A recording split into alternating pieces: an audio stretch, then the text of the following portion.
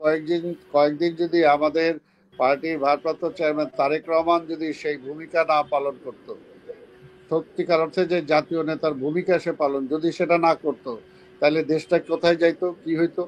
তো এই সমস্ত তো আমরা দেখছি। কথাটা হলো রাষ্ট্র পরিচালনা করা, এটা সহজ কথা না। তো আপনি যখন দায়িত্ব নিছেন তখন তো বুঝে শুনেই নিছেন। আবার বুঝে শুনে নিলে তো আপনাকে কথা তো শুনতেই হবে। নির্বাচিত সরকার 5 বছর দেয়া যাবে না, কমায় আনতে হবে 4 বছর না 3 বছর। আর ওনারা অনির্বাচিত একটা সরকার, আমরা বলতেছি 3 মাসের মধ্যে হয়ে যাবে, না ওইটা বাড়ায় ওনারা অগণিত সময়ের জন্য নিয়ে যাবেন। তাহলে এরকম সেলফ কন্ট্রাডিক্টরি কথা কিভাবে আসে কিনা? এটা কি আজকে সারা দেশের অবস্থা দেখলে কি মনে হয়? সারা জাতি কি উচ্ছ্বসিত? বাংলাদেশের মানুষ কি একের উচ্ছ্বসিত? সবাই সবাই তো হতাশ, সবাই একটা শঙ্কার মধ্যে আছে। এবং এই গত কয়েকটা দিন যে কাটলো এই দেশে, এই অবস্থাটা কেন আসলো? আপনি আজকে বলতেছেন যে সেনা প্রধান এটা কেন ঘোষণা দিল, অনেকের পছন্দ হইতেছে না। তাহলে 5ই আগস্টের এই সেনা প্রধান বা সেনাবাহিনীর যদি এই ভূমিকা না থাকতো, তাহলে কি ওই স্বৈরাচার শেখ হাসিনা পালাইতো, নাকি সেনাবাহিনী তার কমান্ড শুনলে আরো কয়েক হাজার মারা যেত এবং ফ্যাসিবাস কি ক্ষমতায় থাকতো? এবং সেই সময় যারা তার ডাকে সেই সেনার যে গেছিলেন, মানে ক্যান্টনমেন্টের ভিতরে, সেই সময় কি সেই সময় তাহলে ওইটা মানা করলো না কেন যে আমরা যাব না? কাজেই কোনো অবস্থাতেই কাউকে খাটো করার জন্য কোনো কিছু, যে এখানে আমরা অলওয়েজ বিশ্বাস করি যে আমাদের সেনাবাহিনী মুক্তিযুদ্ধের মধ্যে দিয়ে গড়ে ওঠা একটা সেনাবাহিনী, এবং দেশের জাতীয় সংকটে সবসময় তারা জনগণের পক্ষে ছিল। তারা গণতন্ত্রের এবং স্বাধীনতার পক্ষে তাদের ভূমিকা ছিল বলেই বিভিন্ন ক্রাইসিসগুলো আমরা কাটাইতে সক্ষম হয়েছি। নাহলে সেই ক্রাইসিস, যেমন আজকে ধরেন যে 5ই আগস্টে যদি সেই সময় আজকে এই সেনা প্রধান ওই ভূমিকা না নিত, তার কিছু অনেক ব্যাপারে কথাবার্তা থাকতে পারে, কিন্তু 5ই আগস্টে যদি সেই ভূমিকা সে গ্রহণ না করত, তাহলে কি হইতো দেশে? চিন্তা করা যায় যে কি অবস্থাটা হইতো। যেমন স্বাভাবিকভাবে আজকে অনেকে অনেক সমালোচনা করতে পারেন, 5ই আগস্টের ওই দিন থেকে পরবর্তী কয়েকদিন যদি আমাদের পার্টির ভারপ্রাপ্ত চেয়ারম্যান তারেক রহমান যদি সেই ভূমিকা না পালন করত, সত্যিকার অর্থে যে জাতীয় নেতার ভূমিকা সে পালন যদি সেটা না করত, তাহলে দেশটা কোথায় যাইতো, কি হইতো? কাজে কথা বলার সময় সবকিছু একটু আগে পিছিয়ে ভেবে চিনতে বলতে হবে। কারণ এই দেশটা এই পর্যায়ে যে আসছে, আমরা তো এগুলো দেখে শুনেই এই পর্যায়ে আসছি। আজকে আবু আলম সাহেব সচিব হয়েছে, একসাথে আমরা ছাত্র রাজনীতি শুরু করছিলাম, তাই না? আমরা তো আমাদের চোখের সামনে এই বাংলাদেশের জন্ম তো আমরাই দিছি, বাংলাদেশের জন্ম আমরা দিছি, এবং বাংলাদেশের জন্মের পর থেকে প্রতিটা ক্রাইসিস আমরা দেখে আসছি, এবং প্রতিটা ক্রাইসিস আমরা ফেস করে আসছি। শুধু দেখা না, আমরা সরাসরি ফেস করে আসছি। কাজেই একেবারে হাওয়ায় উড়াই দিবেন আপনারা, আমাদেরকে চুবড়ি মাইরা উড়াই দিবেন যে 50 বছরে কিছুই হয় নাই, রাজনীতিবিদরা কিছুই না, ওই বাংলাদেশের একটা সেনাবাহিনী আছে এটা কিছুই না, এটা তো তাইলে ওই আওয়ামী দোসরদের মতো কথা হইলো। ওই সময় তো তারা এই সেনাবাহিনীকে ধ্বংস করার জন্য রক্ষী বাহিনী গঠন করছিল, আর আজকে সেই সেনাবাহিনীকে বলেন যে তারা নাকি ওই ভারতের দোসর। এইভাবে একটা কমপ্লিটলি বাংলাদেশের একটা বাহিনীকে, যে বাহিনী সবসময় একটা গুরুত্বপূর্ণ ভূমিকা পালন করছে, এটা মানে কোনোভাবেই তো, এটা কি বলবো আমি, এটা সীমার অতিক্রম বলবো নাকি অন্য কিছু বলবো আমি ভেবে পাই না। কাজে এর জন্যই আজকের শুধু বিএনপি না, আজকে দেখেন আজকে এই প্রশ্নটা আসলো কেন? আমরা তো কখনো বলি নাই, আমরা তো আমরা তো ইউনূস সাহেবের রেজিগনেশন চাই নাই। তো উনি হঠাৎ করে রেজিগনেশনের কথা, তাও আবার সেই ছাত্রদের যে দল তাদেরকে নিয়ে ডাইকা বললেন কেন? কারণটা কি?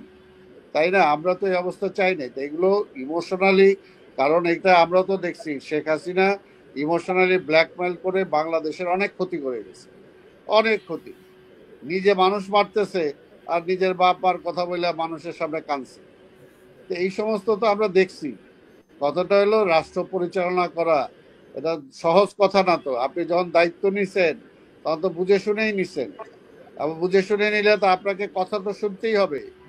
এখানে অভিমানের তো কিছু নাই, এটা অবশ্যই সব অবশ্যই কথা আসবে।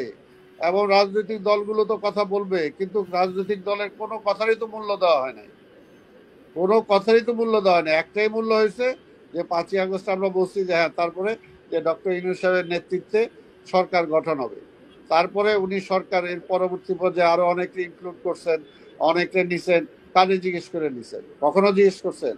উনি যে আজকে বলে চাপ, উনি কি কখনো কোনো ব্যাপারে রাজনৈতিক দলগুলোর সাথে, বা বিএনপি একটা বৃহত্তম রাজনৈতিক দল, অতীতে ক্ষমতায় ছিল, এখনো এই সরকারের মধ্যে কেউ কেউ মনে করে, যেগুলো আওয়ামী লীগ মনে করতো সেই সময়, যে কার জন্য ভোট দিব কে তারেক রহমান এসে দেশ চালাবে সেটার জন্য। এখন এই সরকার অনেকে বলে যে নির্বাচন দিলে তো বিএনপি ক্ষমতায় আসবে, এখন কেন নির্বাচন দিব? আজকে সেই বিএনপি, আজকে আমরা ধৈর্য ধরে আছি, আনকন্ডিশনাল সরকারকে সহযোগিতা করতেছি, আর 2 দিন খালি আমরা কোনো ঘোষণাও দেই নাই, 2 দিন খালি একটা প্রতিবাদ হয়েছে, তাও দলের ব্যানারে না, এতে মানে কম্পমান শুরু হয়ে গেল। আমরা তো এটা চাই নাই, আমরা স্টিল আমরা এখনো চাই না। আমরা তো এর জন্য বলতেছি যে আজকে সরকারকে বুঝতে হবে যে আজকে ষড়যন্ত্র চলতেছে, ষড়যন্ত্র উনি ফেস করতে পারতেছে না। আজকে দেশের সামগ্রিক যে অবস্থা, ডে বাই ডে দেশ তো কোনো সামনের দিকে এগোচ্ছে না, ডে বাই ডে তো পিছোচ্ছে। আজকে যে অর্থনীতির কথা বলা হচ্ছে, আমরা তো জানি, এখানে আবুল আলম সাহেব সচিব আছেন এখানে, উনি তো সরকার চালাইছেন, ওনারা জানেন যে আজকে কি অর্থনীতির কি অবস্থা। আজকে অর্থনীতির কি অবস্থা, অর্থনীতিবিদরা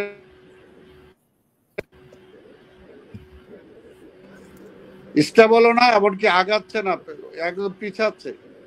এটা হলো বাস্তব কথা। বেকার সংখ্যা বাড়তেছে দৈনন্দিন, বিভিন্ন যে সমস্ত সমস্যা আছে। শোনেন, আমাদের কথা তো উনি শুনতেছে না। আমরা কি বলছি বিগিনিং থেকে, যে আপনি এই সমস্ত অ্যালাউ করেন না। আপনার কাছে কেন আপনি বিক্ষোভ অ্যালাউ করতেছেন, কেন দাবি দেওয়া অ্যালাউ করতেছেন? আপনার ওইখানে আপনি বলে দেন সোজা যে এই সরকার দাবি, এই সমস্ত দাবি দেওয়া এই সরকারের কাছে করেন না। নির্বাচিত সরকার আসলে তখন আপনি আপনারা দাবি দেওয়া করেন। আমরা তো বারবার বলে আসছি, তারপরও কেন ওনারা মানা করে নাই? কেন কেন ওনারা এগুলোতে উৎসাহিত করছেন?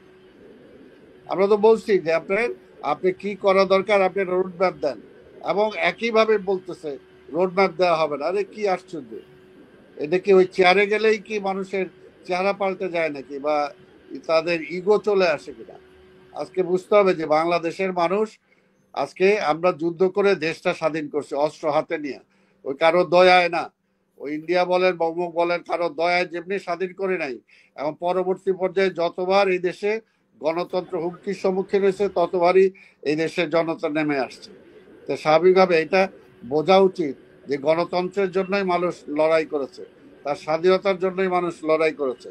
এবং এখন পর্যন্ত গণতন্ত্র আসে নাই, এখন পর্যন্ত মানুষের মৌলিক অধিকার পুরোপুরি ফিরে আসে নাই। এখন পর্যন্ত মানুষ যে ভোট দেওয়ার জন্য 15-17 বছর ধরে অপেক্ষা করতেছে, সেটা নিয়ে তাল বাহানা চলতেছে। আজকে আজকে ওনারা যদি বলেন, ওনারা ক্ষমতায় থেকে চিন্তা করতেছেন একটা নির্বাচিত সরকার 5 বছর দেয়া যাবে না, কমায় আনতে হবে 4 বছর না 3 বছর। আর ওনারা অনির্বাচিত একটা সরকার, আমরা বলতেছি 3 মাসের মধ্যে হয়ে যাবে, না ওইটা বাড়ায় ওনারা অগণিত সময়ের জন্য নিয়ে যাবেন। তাহলে এরকম সেলফ কন্ট্রাডিক্টরি কথা কিভাবে আসে? ওনারা যদি মনে করেন ওনাদের জন্য অফুরন্ত সময় দরকার, আবার ওনারাই বলতেছেন একটা নির্বাচিত সরকার এতদিন সময় ক্ষমতায় থাকা উচিত না। আবার নির্বাচিত সরকারও যে আসবে সেইখানে লোকগুলো আবার তারা সিলেক্ট করে দিতে চায়, দল সিলেক্ট করবে সেটা হবে না, ওনারা ঠিক করে দিবেন।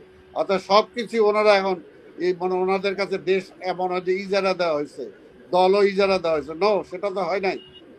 কাজেই প্রত্যেকটারই একটা লিমিট আছে, প্রত্যেকটার একটা লিমিট আছে। আমরা যেটা চাই যে কোনোভাবেই দেশে একটা অরাজকতার সৃষ্টি হোক, আমরা চাই না। এবং এই সরকার ব্যর্থ হচ্ছে। আজকে সরকার কোনোভাবেই কোনোটাই কিছুই চালাতে পারছে না। এই জন্যই আমরা বলছি যে আপনি সময় আছে, যতটুকু সংস্কার করে দরকার সেই সংস্কার করে, যাতে পরবর্তী নির্বাচিত সরকার যাতে ফ্যাসিস্ট না হইতে পারে, সেই সংস্কারটুকু করে আপনি নির্বাচন দেন। তারপরে নির্বাচিত সরকার তারপরে সেই সংস্কারগুলো করবে। সংস্কারের কথা বললেই আবার অনেকে এটাও বলেন যে বিএনপি সংস্কার করবে ক্ষমতা এসে, গ্যারান্টি কি? আরে বিএনপি সংস্কারের জন্য, কেয়ারটেকারের জন্য বেগম খালেদা জিয়া প্রধানমন্ত্রিত্ব ছেড়ে দিছেন এবং পার্লামেন্টে বিএনপি এই কেয়ারটেকারের বিল পাশ করে তারপরে তিনি ক্ষমতা ছাড়ছেন। এই এই এই আজকে যে বাংলাদেশের যত সংস্কার বলেন, সেই জিয়া রহমান থেকে শুরু করে বেগম খালেদা জিয়া থেকে শুরু করে আমরা এই বিএনপি করছে। অন্য আজকে যারা কথা বলে তারা তো এখন পর্যন্ত মানুষের ভোট নিয়ে ক্ষমতায় যেতে পারে না, মানুষের আস্থাই নিতে এখন পর্যন্ত আস্থাই তারা অর্জন করতে পারে নাই। তারা যদি আজকে এই কথাগুলো বলে, আর যারা জনগণের আস্থা নিয়ে সংসদে গেছে, দেশ চালাইছে, তাদের কোনো অভিজ্ঞতা নাই, আর ওনাদের অভিজ্ঞতাটাই অভিজ্ঞতা, জি, স্যার এটাই অনেক মানতে হবে। সুন্দর।